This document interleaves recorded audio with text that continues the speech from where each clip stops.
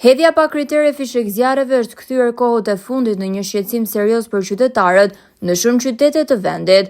Ky fenomen që ndodh shpesh në orare të papërshtatshme, kryesisht në mbrëmje dhe gjatë natës, po dëmton ndjeshëm qetësim publike duke shqetësuar sidomos fëmijët dhe moshat e treta. Fishek zjarret përdoren sot jo vetëm për festa kombëtare, por edhe për ditëlindje apo gëzime familjare, duke shpërfillur rregullat e bashkëjetesës në komunitet.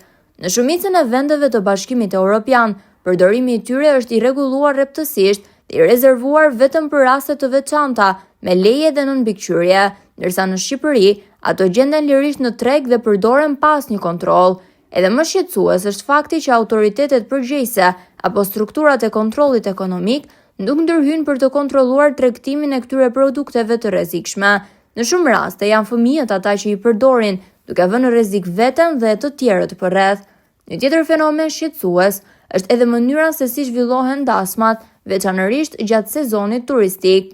Autokolona makinash me borit në maksimum bllokojnë rrugët për minuta të tëra, duke penguar qarkullimin dhe duke shqetësuar komunitetin. Zhurmat e kufive të normales ndodh shpesh pas një ndërhyrje apo penalizim nga strukturat përgjegjëse. Qytetarët ndjehen të pabrojtur përballë këtyre fenomeneve që dëmtojnë cilësinë e jetës në qytet.